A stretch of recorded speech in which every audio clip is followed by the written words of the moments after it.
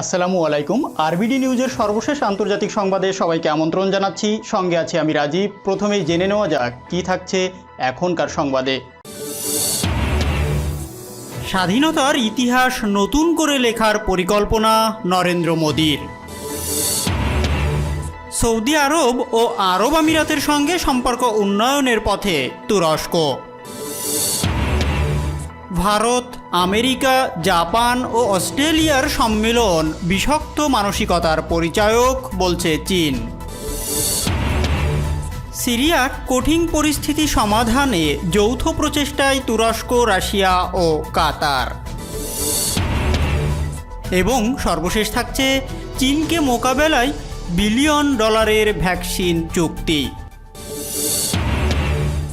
এতক্ষণ প্রধান অংশগুলো শুনলেন, এখন বিস্তারিত। তবে তার আগে রিকোয়েস্ট থাকবে ভিডিওটিতে একটি লাইক দিয়ে সাথেই থাকুন।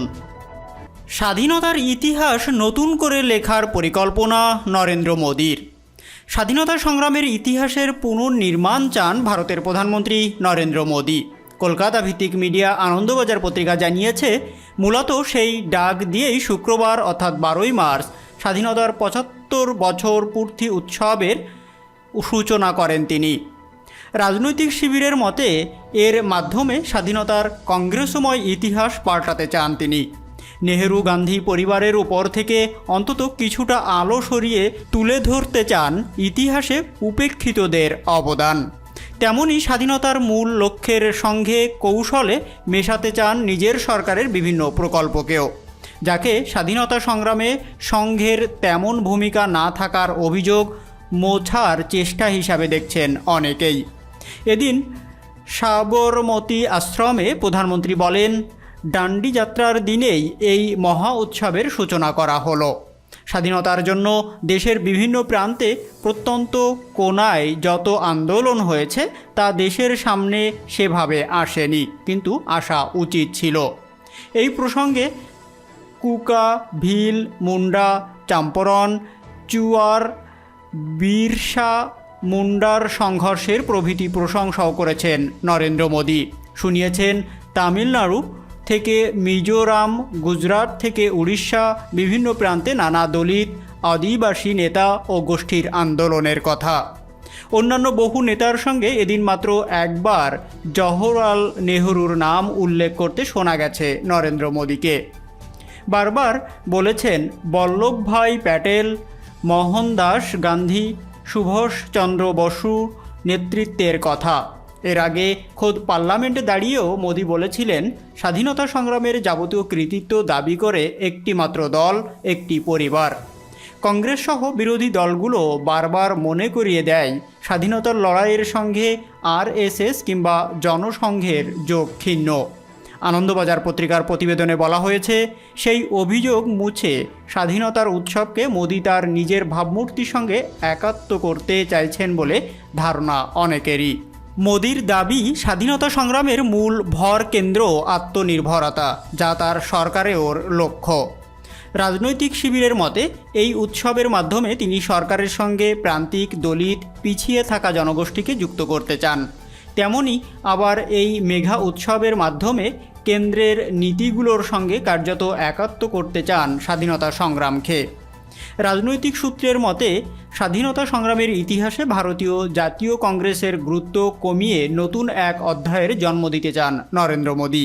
সে কারণে দেশের অকথিত সংগ্রামের কাহিনীগুলোর ডিজিটাল সংস্করণ তৈরির প্রকল্পে ছাত্র যুব সমাজকে সামিল হওয়ার ডাক দিয়েছেন তিনি।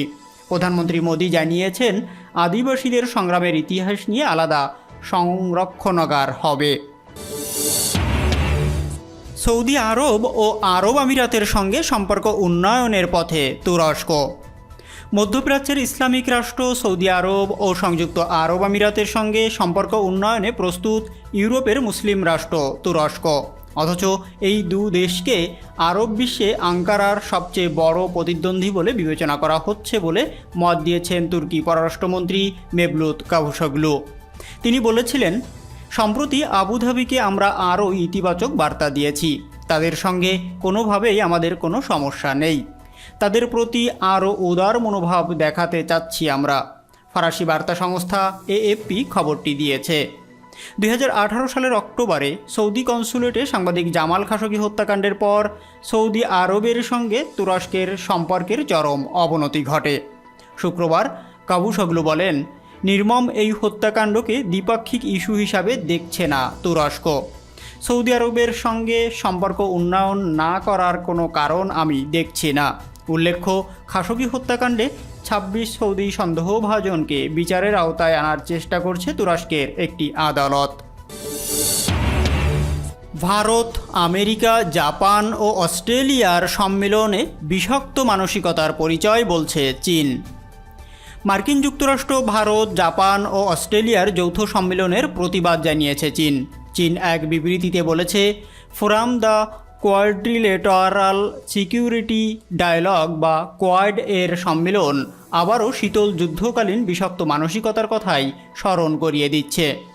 দেশটি আরও বলছে, চীনের বিরুদ্ধে ষড়যন্ত্রের অংশ হিসাবেই মার্কিন যুক্তরাষ্ট্র এই ধরনের শীর্ষ সম্মেলনের আয়োজন করেছে।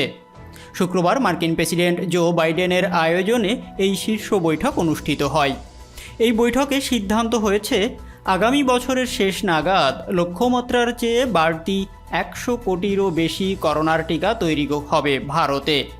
পাকিস্তান, জিম্বাবুয়ে ও ডমিনিকান রিপাবলিকানকে চীনের টিকা সরবরাহের পর এই পদক্ষেপ নিল কোয়াড। 1 দশক আগে কোয়াড প্রতিষ্ঠা হলেও শীর্ষ পর্যায়ের বৈঠক এই প্রথম। চীনের প্রতি চ্যালেঞ্জ ছুটে কোয়াডের নেতারা এই ধরনের পদক্ষেপ নিয়েছে বলে সব মহলেই আলোচনা হচ্ছে। ভার্চুয়াল বৈঠকে মার্কিন প্রেসিডেন্ট জো বাইডেন চীনকে মোকাবেলা করতে ইন্দো প্রশান্ত মহাসাগরীয় অঞ্চলের দেশগুলোর সঙ্গে সম্পর্ক জোরদারের কথা বলেছেন। চীনের সঙ্গে কোয়াডভুক্ত 4 দেশেরই সম্পর্কের অবনতি ঘটছে। হিমালয় অঞ্চলে ভারতের সেনাবাহিনীর সঙ্গে চীনের বেশ কয়েকবার সংঘর্ষ হয়েছে। জাপানের নিয়ন্ত্রিত দ্বীপ এলাকার কাছেও চীনের সেনাবাহিনীর কর্মকাণ্ড রয়েছে। এছাড়া বিরোধপূর্ণ সম্পর্কের জেরে অস্ট্রেলিয়ার পণ্যের ওপর নিষেধাজ্ঞা জারি করেছে চীন। আর এ কারণে চীন এই বৈঠককে নতুন ষড়যন্ত্র হিসাবেই উল্লেখ করেছে। সিরিয়ার কঠিন পরিস্থিতি সমাধানে যৌথ প্রচেষ্টায় তুরস্ক, রাশিয়া ও কাতার। 11 মার্চ কাতারের দোহায় ত্রিপাক্ষিক এক বৈঠক শেষে তুরস্কের পররাষ্ট্রমন্ত্রী মেভলুত কাভুসোগলু সিরিয়া সমস্যা সমাধানে রাশিয়া এবং কাতারকে আহ্বান জানান। আলোচনার পরে এক যৌথ বিবৃতিতে 3 দেশের পররাষ্ট্রমন্ত্রী সিরিয়ার সার্বভৌমত্ব, স্বাধীনতা, ঐক্য ও আঞ্চলিক অখণ্ডতা রক্ষা করার প্রতিশ্রুতিও ব্যক্ত করেন। কাভুসোগলু দোহায় রুশ ও কাতারের পররাষ্ট্রমন্ত্রীদের সাথে আলোচনা শেষে বলেন, আমরা নতুন একটি ত্রিপক্ষীয় পরামর্শ প্রক্রিয়া শুরু করেছি। কিভাবে সিরিয়া সংঘাতের একটি স্থায়ী রাজনৈতিক সমাধানের জন্য প্রচেষ্টা চালানো যায় তা নিয়ে কাজ করাই আমাদের মূল লক্ষ্য। এই সংঘাতে কোনো সামরিক সমাধান নয়, বরং জাতিসংঘের প্রস্তাবগুলোর সাথে সামঞ্জস্যতা রেখে একটি রাজনৈতিক সমাধান নিশ্চিতের লক্ষ্যে আমরা কাজ করব। এছাড়াও সিরিয়ার 10 বছরের সংঘাত নিরসন এবং এই বিষয়ে একটি স্থায়ী রাজনৈতিক সমাধানের জন্য প্রচারণা চালাবে বলেও জানিয়েছে তুরস্কের পররাষ্ট্রমন্ত্রী মেভলুত কাভুসোগলু। এদিকে রাশিয়ার পররাষ্ট্রমন্ত্রী সের্গেই ল্যাভরভ বলেন, সংঘাত কমানোর পাশাপাশি সিরিয়ায় রাজনৈতিক সমাধানের জন্য 2017 সাল থেকে তুরস্ক, রাশিয়া এবং ইরান যৌথভাবে যে প্রচেষ্টা চালিয়ে যাচ্ছে সেটাও অব্যাহত থাকবে। সিরিয়ার এই কঠিন পরিস্থিতিতে একটি রাজনৈতিক সমাধান নিশ্চিতের লক্ষ্যে কাজ করার বিষয়ে সম্মত হওয়ায় কাতারকে স্বাগত জানান সের্গেই ল্যাভরভ। চীনকে মোকাবেলায় $1 বিলিয়ন ভ্যাকসিনের চুক্তি। বৃহত্তর এশিয়া মহাদেশে চীনকে মোকাবেলায় $1 বিলিয়ন করোনা ভ্যাকসিন চুক্তি করেছে মার্কিন যুক্তরাষ্ট্র, ভারত, জাপান ও অস্ট্রেলিয়া।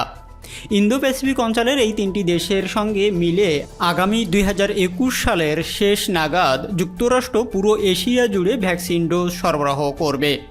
বার্তা সংস্থা রয়টার্সের বরাতে জানা যায়, শুক্রবার যুক্তরাষ্ট্রের স্থানীয় সময় সন্ধ্যায় ভার্চুয়ালি বৈঠকে অংশ নেন মার্কিন প্রেসিডেন্ট জো বাইডেন, ভারতের প্রধানমন্ত্রী নরেন্দ্র মোদী, অস্ট্রেলিয়ার প্রধানমন্ত্রী স্কট মরিসন ও জাপানের প্রধানমন্ত্রী ইয়োশিহিদে সুগা। সেখানে তারা এই ব্যাপারে সমঝোতায় পৌঁছান। এই 4 বিশ্ব নেতার মধ্যেই এটি প্রথম সামিট। বৈঠকে ইন্দো প্যাসিফিক অঞ্চল বেইজিংয়ের চ্যালেঞ্জ মোকাবেলায় সমুদ্র, সাইবার ও অর্থনৈতিক সুরক্ষা রক্ষায় মুক্তভাবে কাজ করার লক্ষ্যে এই 4 রাষ্ট্র ঐক্যমত্যে পৌঁছেছে। পরে এক প্রেস ব্রিফিংয়ে এসব তথ্য জানিয়েছেন হোয়াইট হাউজের জাতীয় নিরাপত্তা উপদেষ্টা জেক সুলিভান। মার্কিন প্রেসিডেন্ট জো বাইডেন বলেন, আমরা অঞ্চলটিকে অর্থাৎ ইন্দো প্যাসিফিক অঞ্চলটিকে আন্তর্জাতিক আইন দ্বারা পরিচালনা ও সার্বজনীন মানকে ধরে রাখার ব্যাপারে সমর্থন এবং দখল থেকে মুক্ত করার ব্যাপারে প্রতিশ্রুতিবদ্ধ। জেক সুলিভান বলেন, ভার্চুয়ালি অনুষ্ঠিত সম্মেলনটি কূটনৈতিক দিক দিয়ে ওয়াশিংটনের জন্য বড় সাফল্য, যা মিত্রদের একত্র করা এবং আগামী সপ্তাহে অনুষ্ঠিত হতে যাওয়া চীন যুক্তরাষ্ট্র শীর্ষ কর্মকর্তাদের বৈঠকে প্রভাব ফেলবে। 4 নেতা চীনের চ্যালেঞ্জ মোকাবেলায় করণীয় নিয়ে আলোচনা করেছেন জানিয়ে তিনি বলেন, বেইজিং সম্পর্কে তাদের সবার ধারণা একই এবং বিষয়টি তারা স্পষ্ট করেছেন। সাম্প্রতিক বছরগুলোতে সামরিক এবং অর্থনৈতিক দিক দিয়ে যুক্তরাষ্ট্রকে কঠিন চ্যালেঞ্জের মুখে ফেলেছে চীন। ইন্দো প্যাসিফিক অঞ্চলেও অন্যান্য দেশের ওপর নিজেদের প্রভাব বিস্তার করেছে তারা। এমন অবস্থায় কিছুটা ব্যাকফুটে আছে ভারত, অস্ট্রেলিয়া, জাপান ও যুক্তরাষ্ট্র। ভিডিওটি যদি ভালো লাগে অবশ্যই লাইক করবেন এবং কমেন্টস করে জানিয়ে দিবেন এই সকল বিষয়ের উপর আপনার মূল্যবান মতামত। আর অবশ্যই আপনার পরিবার ও বন্ধুবান্ধবের ভিতর ভিডিওটি শেয়ার করে দেবেন। আল্লাহ হাফেজ।